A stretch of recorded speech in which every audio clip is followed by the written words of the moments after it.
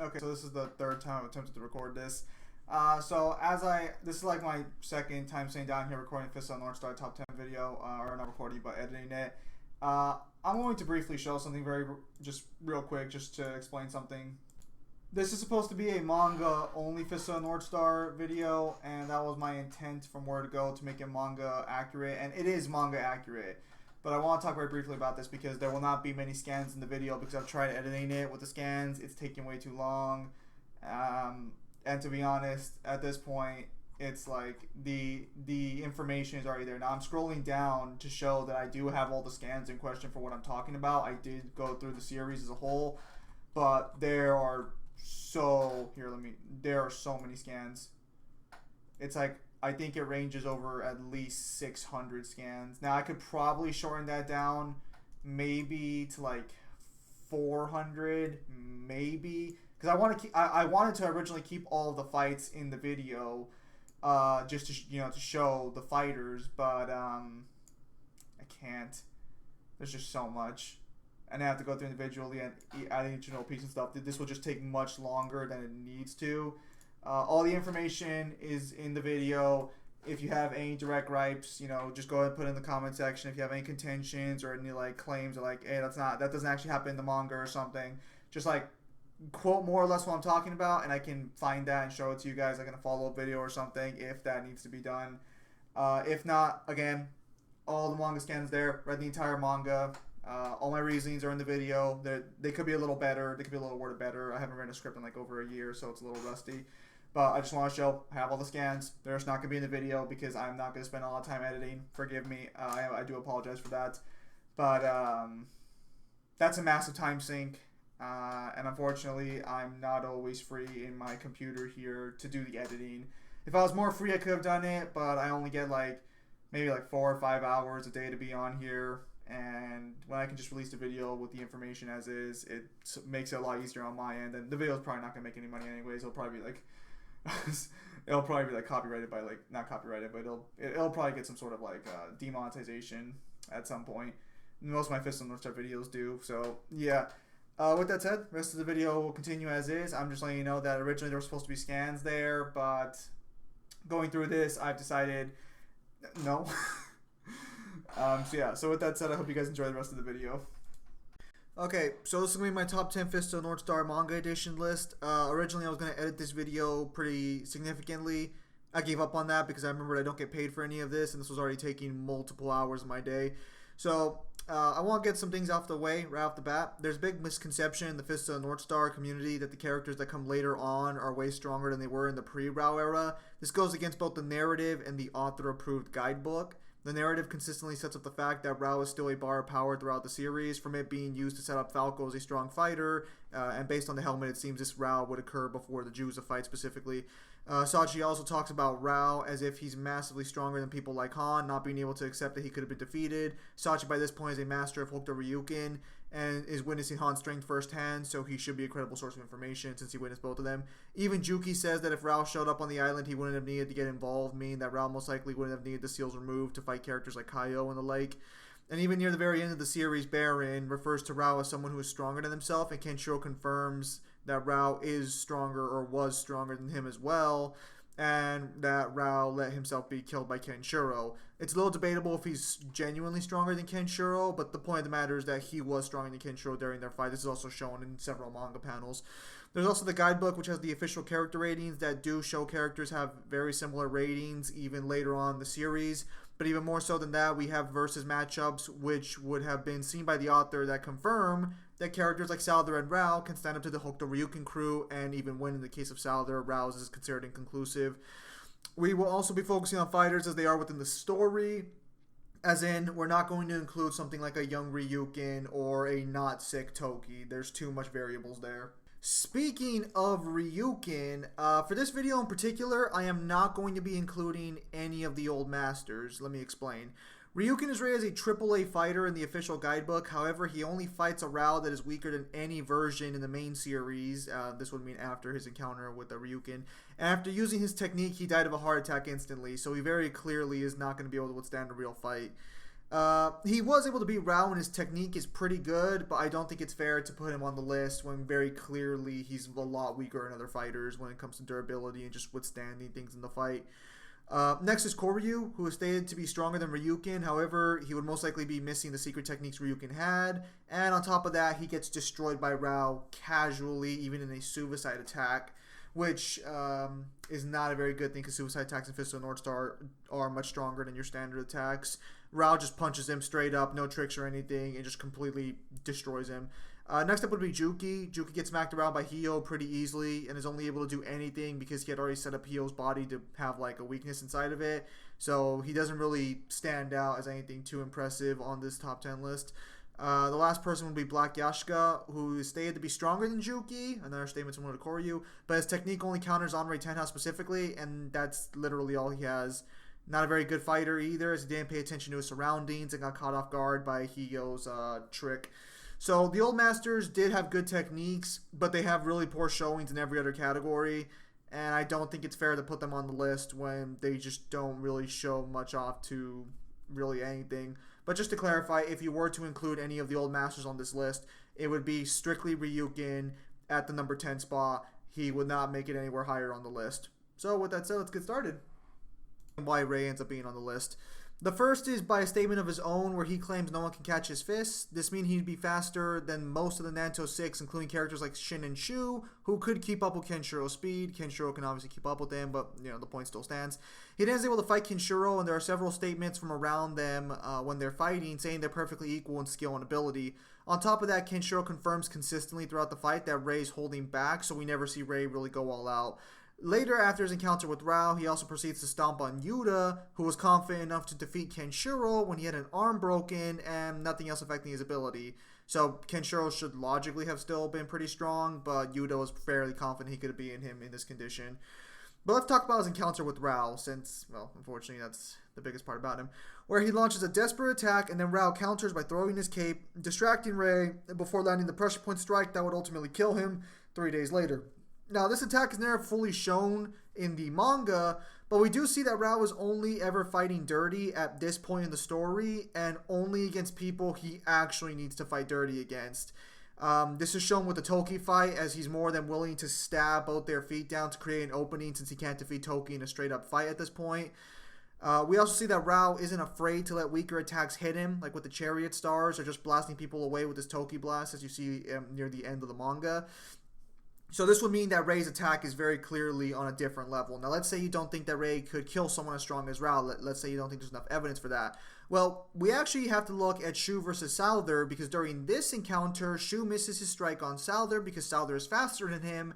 However, Souther then proceeds to put Shu's hand in front of him and offers for Shu the opportunity to kill him. Shu's confused that Souther would give him the chance, but then Souther turns it into a game. He also confirms that Shu could do what Kenshiro couldn't if he actually decided to sacrifice the hostages and kill him.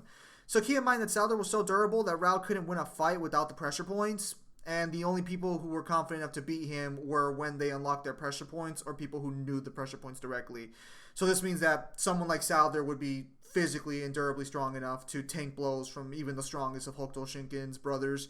So there's enough evidence to assume that Ray would have been able to at least severely harm Raoh, if not outright kill him, since Ray should scale the Shu, if not be just outright stronger than him.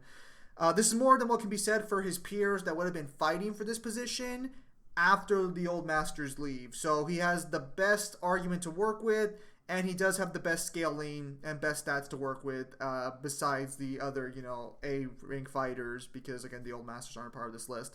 So that's why I thought Ray cracks the number 10 spot on the list. Alright, so Falco cracks in at the number 9 spot, and I can already tell this might be a bit contentious, so let's break Falco down and explain why he only cracks the number 9 spot. Now, most people believe Falco is a good and strong fighter for two major reasons: being able to kill Raoh and fighting Kenshiro to a standstill. Unfortunately, both of these things are not very solid when looked at more closely, especially in the manga. So right off the bat, the manga does not confirm Falco could kill Raoh. Specifically, what is stated is that he might be able to kill Raoh, but it would for sure be at the cost of his own life. So he would die regardless, and there's no guarantee he would kill Raoh. This is not a concrete statement, and even worse is that Raoh doesn't give any confirmation on his end that Falco's claim is correct, because what Raoh specifically confirms is that Falco's smart to see the events through. Even if Falco could kill Raoh in this encounter, Raoh's men would destroy the village, and Raoh, basically in his mind, compliments him on being able to see the bigger picture. Then we get to the actual main event. That is not confirmation that Falco could fight Raoh and kill him. That is just Raoh acknowledging that Falco's not an idiot, which is a great thing. Then we get to the actual main event, Kenshiro versus Falco, and things seem like they could be looking up for Falco with an excellent showing at the start and some pretty strong techniques, able to drop Kenshiro consistently to the ground at the start. But two things get revealed that make things incredibly bad for Falco without what continues afterwards. One is told to us and the other is realized by the audience. We learn that Falco's leg prevents him from taking advantage of good opportunities in the fight, so Kenshiro disables his own leg to make it fair. This means that regardless of Falco's ability, he has a hard weakness on him already. The second thing we learn is that Gento Koken is an ineffective fighting style in general. Falco lands several high-level attacks on Kenshiro, several secret techniques, and even his succession technique. These would be the most powerful attacks he has at his disposal, and they do very little damage to Kenshiro overall. Like, Kenshiro does get messed up throughout the course of the fight, and these attacks do hurt him, but unlike Nanto, which cripples you if, a good attack gets off on you, or Hokuto that kills you if a good attack gets off on you, a blast from Gento just makes it seem like it just hurts and then you get back up afterwards, which is unfortunate. Kenshiro also confirms later on in the fight that he isn't using any secret techniques because the moment he does will be the moment Falco dies. Then near the very end of the fight, Kenshiro confirms that there's the look in Falco's eyes that keeps preventing him from going all out and killing him. The sadness in Falco's eyes is essentially preventing Kenshiro from finishing him off. I believe this is also in response to Falco asking him, why don't you just come kill me already? So Falco never even fought Kenshiro at full power or even on a somewhat neutral playing field. The only reason he's this high on the list is I could not argue for anyone else being higher than him in the lower categories, since it seems more credible that he could have fought Raoh than someone like Ray, and also because his official ratings are AA, so he is rated among the more stronger of the cast. However, that leg injury for sure prevents him from being rated any higher, along with his fighting style being a little lackluster when you compare them to the others. So, probably surprised to those of you who are actually aware of the series, but Han is going to be cracking the number 8 spot on the list. Now, Han is the weakest general of Asura, however, he does seem to be the fastest based off his own statements, and a similar statement from Hio that kind of confirms this during the fight between Kenshiro and Hio. Now, Han is able to fight a fully serious Kenshiro, being 100, meaning 100% over here, on a near even playing field. Speed and strength are certainly comparable, if not outright equal, since Han himself does claim that they are equal. But as the fight progresses, we do get statements showing that Ken is stronger than him overall, and that Ken gets stronger based on a statement from Lin, that when he fights someone powerful, he just gets stronger. On top of that, Han's fighting style and skill is quite brutal, being able to dislocate his arm on a moment's notice. He even is able to shut down Kenshiro's legs. Very impressive. Now, despite all of this, Han's skills are not on Kenshiro's level, as Kenshiro easily deals with Han's pressure point attacks, and on top of that, he's able to read Han's attacks and consistently can counter him with next to no difficulty. The reasons he doesn't really scale higher on the list are that his main attribute, speed, this is the main thing he sold on, wasn't impressive to Kenshiro because by Ken's own admission during the fight with Kaioh, he survived on battlefields full of men stronger than he is. Since he wasn't shocked by Han's speed the way he was with someone like Salder, this means that he's experienced speeds comparable before he encountered Han. Heck, he even outright tells Han their speeds are equal. So the big attribute Han has, speed, is not very special when you compare it to Kenshiro's experience before even entering the Land of Asura. So speed's out. And everyone further on the list either scales to Kenshiro or someone stronger than him like Raoh. So while Han just put up a good fight, and Han is a very competent fighter, everyone else on the list either fights someone stronger than the Kenshiro that Han fought, or just scales to, a stronger fighter because Raoh would be a stronger fighter. Now, Juza clocks in at the number 7 spot for one major reason. He's able to keep up toe-to-toe with Raoh. Now, keep in mind that Raoh is one of the top 3 strongest characters in Fist of the North Star, and according to the guidebook, is practically equal to the likes of Kaioh. Keep that in mind, remembering back to Han. Juza's basic kicks are strong enough to drop Raoh to his knees, and his fighting style makes him near unpredictable in combat. Juza even claims that anyone else would have died to that attack. Now, most likely this wouldn't have killed people like Fist of Strength Toki or Salder or even Kenshiro, but you get the idea. It's a pretty strong attack. You could even argue he's slightly faster than Raoh, but that point kind of falls apart since it's more due to Raoh, his fighting style being unpredictable than actual speed, is why Raoh has trouble there. This is even further confirmed in the guidebook, specifically with it saying that he can square up to the Hokuto brothers and that he compares to them and he is comparable in skill and technique to them. So he would just scale directly to characters like Raoh. This is also further supported by the fact that Raoh doesn't even feel like he could guarantee a victory against Juza. Before Juza and Raoh fight, Raoh states that Juza, if he were to fight a serious Juza, like in his sort of thoughts, he could not guarantee the outcome. This is a much better statement than the one Falco got, and this is a much better scenario since we actually see the fight occur. One could argue he's somewhat of a glass cannon, however, he is able to tank several strikes from Raoh, and is even able to tank a pure, like, fucking full-on strike from Raoh, and be perfectly fine. Well, perfectly fine is a strong word. He's able to still, like, keep fighting and knock Raoh down again. Juza even confirms that the reason Raoh survived his his ultimate attack specifically is because Raoh was able to read his fist in time and hit specific pressure points, meaning that this attack would have been strong enough to kill Raoh. Most people outside of the Hokuto brothers and Salder with his ultimate technique don't really scale to Raoh's natural fighting talent. So, the way Juza did especially. So, most people would not be able to read Juza's attacks in general, and his strength is very high up there along with his speed. The reason Juza does not make it higher on the list is for a few reasons. While Juza's self-top fist does allow him to be unpredictable for most people, it doesn't have many kill conditions outside brute force, which is pretty ineffective for the most part. The second reason is that for all we know, that's all he has in regards to his secret techniques, so he would have nothing left, whereas other people have better techniques or scale to the person that, like, Juza here would scale to. Keep in mind again that Raoh's strength would match Kaioh, so Han being weaker than Kaioh automatically would put him weaker than Juza. Kaioh cracks the number 6 spot for 3 reasons. Demon Aura, Anrei Tenha, and his original Hokuto fighting style. Mainly the first two. Seriously, this man puts up one of the worst fights against Kenshiro and even confirms Kenshiro is faster than him, which would be consistent with the info we acquired from the Han fight. This man gets bullied by 30% Kenshiro. It's terrible. Even after using the original Hokuto, he admits that Kenshiro would have beaten him even with his ultimate attack, even if Sachi didn't get involved. So if I'm talking all this smack, why is he cracked so high on the list? Because the 2 moves he does have are complete game changers. The Demon Aura can absorb other people's Toki before an attack hits them. This is the amp they put on their attacks in order to do damage to each other. Although according to Kenshiro, this is done by the evil aura confusing a fighter and making them forget their passive techniques, like keeping their aura in check. This would make sense to an extent as well, as even Black Yashka is still able to hurt Kaioh even though he has the Demon Aura. Even if one can get past this, Kaioh can warp space directly around him, preventing hyper-specific hits like pressure points, but not preventing any force or more generic level hits. To be fair, it is arguable that you could ignore, Kaioh's Demon Aura if you can ignore people like Raoh's Aura issues, or if you're evil already, the Aura might not affect you based on Kenshiro's statement, but it is a little debatable. But there is, again, reason to assume this, that even if potentially the Demon Aura does work the way Kaioh says it does, Kaioh might not be the best at using it, since again Black Yashka was still able to hurt him and attack him, or able to attack him with little to no difficulties with the Demon Aura involved.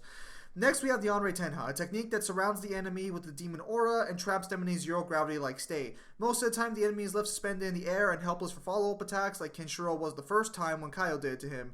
However, it is possible to counter this by spinning yourself around with centrifugal force, or by just, spinning himself around. It's the same thing. So it's not too hard to counter if you know what's going on. The reason he doesn't crack higher on the list is because the people coming up could most likely counter or ignore these techniques very quickly and just scale higher than Kaioh in ability. If you believe Juza could have been in these techniques as well, then he would have ended up being in the number 6 spot. But since I can't confirm him being the Anrei Tenha or the Demon Aura specifically, there's no way I could have put him above Kaioh. So Toki cracks the number 5 spot on this list. He's quite literally the most skilled and greatest fighter in the series, period. This man squares up to Raoh and destroys him in almost every single encounter with skill and speed. And in the hard fist style, he directly scales to Raoh's physical strength head on, and we see this with little to no issues. Kenshiro looks up to him, and he's revered by everyone who knows him as basically just being the best. There's very few bad or weak things about Toki, but now I'm going to explain why he appears only at the number 5 spot. His Toki manipulation and understanding is greater than Kenshiro, and his aerial abilities are the greatest in the entire history of Hokuto Shinken. His aerial moves are confirmed superior to Kenshiro's, so there's no reason to assume Toki would lose to the Demon Aura or the Onrei Tenha, since his Toki manipulation should be on point to counter the Demon Aura, and also his aerial abilities would counter the Onrei Tenha's biggest advantages. He might be psyched out the way Kenshiro was, but Toki seems much more in control of himself for the most part, and we'll talk a little more about this afterwards. This man could literally curb stomp like 99% of the manga at peak condition with the greatest of ease, but his disease nerfs him harder than the writer when he used the hard fist style.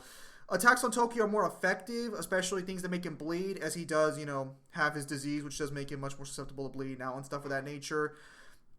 However, this wouldn't really matter since he would still be stronger than most of the cast, even without entering the hard fist style. Again, in his fights against Raoh, he is able to beat Raoh with the soft fist style. He just can't hit the pressure points to do enough damage to actually make the North Star effective on Raoh. No one really scales to Raoh's durability except for maybe Kaioh and maybe Kenshiro. So everyone else above on this list before him would not have this issue. There are a few other people who might scale, but a little debatable on this one. The only reason, again, he would be he would have cracked the number 4 spot, but his disease does not help him in the slightest. And there's also a statement from Toki confirming to Kenshiro that they are, or at least during their encounter, that they're equals by the time Kenshiro, or more accurately Toki, goes to fight Raoh. Again, great fighter. It should be able to counter most of the Onrei Tenha, the Demon Aura abilities. Hio specifically, because Hio might not be as good with these techniques as Kaioh would be. There is a massive difference in the ability between the two of them with their own techniques. I don't think anyone would debate that. But again, his disease puts him on this list at the number 5 spot. So, as I was finishing up the actual script, I realized that my original statement for the raid portion was completely bullshit. This is probably going to be the most contentious rating on this list. Souther is the number 4 spot, and now let's break it down. Souther's here for several reasons. Number 1, his durability is, or I guess his toughness, we'll say for easier terms, is absurd. Raoh, the guy whose fighting style is literally designed to punch you to death, brute force you to death, was afraid to fight Souther and avoided fighting Souther because he couldn't kill him with physical strength alone. Keep in mind that Raoh's physical strength does not ever increase after we encounter it in the series. There's no confirmation he ever gets stronger. I've seen different translations for when he recovers from his injuries, and from what I've seen, the 2 consistent translations are Kenno has resurrected or I've regained my original strength. Regardless of which one it is, he's basically at the same level of strength for the rest of the series. Muso Tensei is not power ramp, but we'll talk about that at some point. Even Kenshiro, who could match Raoh at 100%, couldn't hurt Souther at all without using pressure points or Nanto Seiken. He couldn't brute force his way through Souther either. This is very clearly established, as you just can't brute force him. So not only is he built like a tank, but his attacks are so strong, he was able to cripple Kenshiro at 30% to the point where Kenshiro was literally dead until he gets an emotional amp from Shoes, cries for help. And even at 100%, he's still able to hurt him pretty significantly. Even Kenshiro seems afraid when Souther says he's going to kill him before Kenshiro uses the strongest attack he ever uses in the series besides Muso Tensei to stop him. Now, despite all of this, I know some people are going to bring up Souther's statement and talk about the Souther's first fight with Kenshiro, so let's break these down a little bit. So Souther tells Kenshiro that in terms of Kung Fu, he was the winner and that his speed and precision of his art were worthy of the successor position he held. That's paraphrasing for the most part, but that's basically what Souther said. For some reason, people have taken this to mean that Souther is saying Kenshiro is faster than him. This is blatantly false, as not only was Souther able to speed blitz Kenshiro literally seconds beforehand, but during the second fight, Souther is able to block Kenshiro's attacks when Kenshiro first kicks him. And during his ultimate technique, Souther's, which is speed-based, Kenshiro couldn't even touch him with any normal attack. What Souther is conceding here is that in a fair fight, Kenshiro would have won in their first encounter. And this is perfectly true. He's able to read Souther's attack because Souther decides to use the exact same attack twice in a row, and Kenshiro beats him like that. Good thing Souther's incredibly durable, being able to tank hits from Kenshiro, again, casually. And his Emperor's armor literally counters Hokuto specifically. For those of you who don't know, his Emperor's armor is that his pressure points are reversed. So normal Fist of the North Star users or even Hokuto Ryuken members are not going to be able to figure that out because Raoh couldn't figure it out, and Raoh's smarter than most of them. So essentially, he's the most durable man in the series, able to damage the likes of Kenshiro even at full power, who would be comparable to Raoh directly, is arguably faster than Kenshiro, since again he's able to dodge all of his normal physical attacks, could still fight and be effective against Kenshiro even after Kenshiro had figured out his fighting style, unlike Kaioh, because part of the reason Kaioh gets so stomped in his fight is because Kenshiro had already figured out Hokuto Ryuken. I didn't mention that. That is my bad. I apologize. And his ultimate technique would literally curb stomp most of the people in the series alone and above. Just in case someone decides to say Salary doesn't scale to the Hokuto Ryuken brothers, I believe I mentioned this at the beginning, but we do take the character ratings into account. He's got a AA rating, the same as the Hokuto Ryuken brothers, and on top of that, one of the versus matchups, like I mentioned earlier, does include Salary versus Han. I didn't mention that specifically, and it does state that it does give Salary the win over Han. So the writer did intend that Salary would scale these characters, and does believe that Salary would be Han in the fight. Han would directly scale to a post-Raoh Kenshiro in terms of strength and ability. So, again, just showing that Salary does scale. The reason he doesn't scale higher is because his ultimate technique doesn't auto-beat the ultimate techniques that come up. And while he is comparable to Raoh and Kenshiro, the people coming up would be more or less equal to Raoh directly. And Kenshiro was stated to be stronger than Salary. The reason he's above Toki specifically is because Toki's disease would make him weaker than Salary overall. He doesn't have the durability, and he doesn't have the lasting power either. I forgot to mention this in Toki's section, but when Toki uses his Fist of Strength, while he does scale to Raoh directly, his power drains incredibly quickly. Now, most fighters would have died either way, but Raoh, is obviously more durable than most, and Salary would scale to Raoh in that regard, I think, if not be stronger than him in durability. Salary has no real weaknesses, and since he does compare to a North Star brother specifically, I felt he should be on this list, especially since he was able to perfectly read all of Kenshiro's movements to dodge his attacks. So there's no reason he would lose. There's no reason he couldn't beat the people above, even Toki, if I'm being honest, with his disease. All right, let's move on. So now we're moving on to number 3 position, and again, probably some more contentions going to occur here as well. The strongest of the 3 generals, and most likely the strongest member of Hokuto Ryuken period, Kaioh cracks the number 3 spot. He directly scales to Raoh in strength and even shares his same stats as confirmed by the guidebook, or at least demonstrated by the guidebook. His mastery of the Demon Aura and Anrei Tenha are far greater than Kaioh, and his use of the original North Star fighting style is also pretty impressive, giving him, another fighting style to work with. Unfortunately, that's where the compliments stop. While he's a good fighter, I'd argue he's much better than Kaioh. He doesn't compare to Kenshiro or even others who scale to Kenshiro. He's very strong, but once you get past his techniques, he has nothing left to offer, unlike the other people in the top 5 spot, for being honest. He's inherently not a bad fighter, but he's not particularly strong one, since he never had to experience other fighting styles or even struggle because he was just always so powerful. Kenshiro confirms that, to Kaioh that he fought on real battlefields, and that Kaioh suffers from being sealed off from the world, because he was never able to fight people stronger than him, he was never able to grow his fighting style, and he was never able to even experience other fighting styles that were actually pretty strong. Because regardless of how you feel about it, Nanto is Hokuto's rival, and even Gento is in that realm as well. Even when he manages to catch Kenshiro in the Anrei Tenha, Kenshiro lets him do this, by the way, because he had already been in Anrei Tenha by this point, in the second fight and lands several attacks on him, it doesn't really do anything to Kenshiro. Kenshiro does let Kaioh hit him consistently throughout the fight. He does let Kaioh sort of get his anger out on him. See, Kaioh's a Hokuto fighter, so it's really pressure points or nothing most of the time, especially since he doesn't have the hard fist style. In fact, the only time he truly gains the upper hand is when he cheats and poisons Kenshiro directly. So beyond that, he couldn't really fight Kenshiro after a while. In fact, Kenshiro even tells him consistently basically things along the lines of yeah, not a real battlefield, didn't have the experience. He really only relies on sheer brute strength. And that's the reason he makes it so high on this list, is because his brute strength and his overall, raw power or Toki is, again, comparable directly to Raoh. And there's no guarantee people above could have beaten his techniques in combat. And even if they could, again, his strength is still pretty impressive.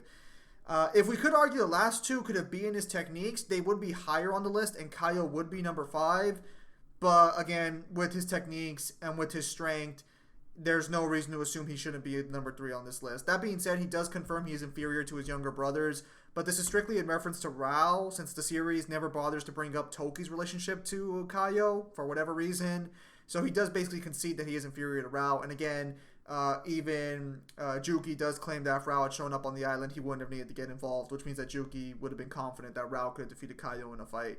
So there is that. Moving on to the last spot. Now, some of you were confused why I said last spot when Kaioh was number 3 on this list. That's just a joke because, honestly, the number 2 and number 1 spots are pretty interchangeable based on how you want to take certain statements and how you want to look at the entire series as a whole. But for me personally, Raoh's number 2 on this list. The man has been in every single entry on this list. He is the bar of power the series runs with for its entirety. Everyone's compared to Raoh in terms of power or is weaker than Raoh for the most part. He's got a AAA rating in the guidebook, which puts him in the top class, and he beats or rivals all the best fighters in the series. His strength rivals Kaioh, or more accurately, Kaioh rivals his strength, and his skills are on par with the likes of Toki and Kenshiro, even though Toki is superior to both of them technically. The people who are able to give him trouble are on the list just because they gave him trouble in any way, shape, or form. And to top it off, he has access to the strongest technique in this series, the Muso Tensei technique.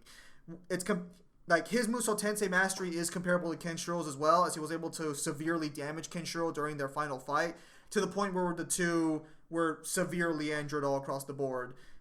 In fact, his mastery was equal to Kenshiro's on such a high level that they were reduced to no other attacks at this point. That's how sort of like good it was. He's Kenshiro's greatest rival, and even again mentioning Juki from the Kaioh section, believe that Raoh could have defeated, the generals if he didn't get involved, which should mean that Raoh would be in the Demon Aura and the Onrei Tenha technique.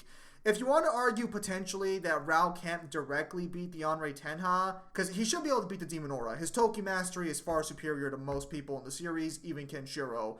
So I have no doubt in my mind that Raoh would be in it, or if not, like I mentioned with the Hio section, being evil could potentially prevent the Demon Aura from affecting you the way it did Kenshiro, and Raoh and Souther and the like were pretty evil, so that should be fair game all across the board. Again, his physical strength perfectly up there. His hard fist style makes him stronger when fighting other people. All across the board, no reason to say he should have done the number 2 spot. So yeah, let's move on to number 1. This one's pretty obvious. Number 1 is going to be Kenshiro. This man literally beat everybody on the list except for I think one person, or matched everybody on the list. He's been able to grow as a fighter and gain experiences he never would have if he started off as strong like Kaioh.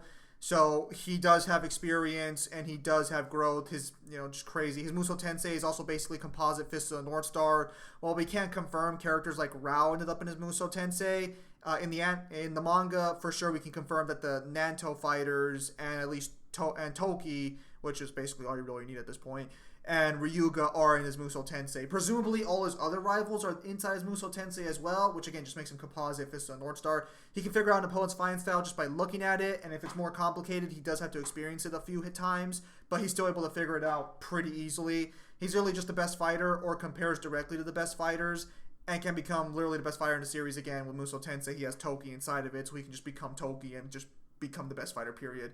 He has no disease, so he has no weaknesses, and in the end, Kenshiro is stronger than Raoh, or at least equal to Raoh, because what you'll notice is during the actual fight between Raoh and Kenshiro in the Tower of Nanto, is that Kenshiro doesn't directly scale the Raoh here. This one actually caught me a little off guard, but let me explain.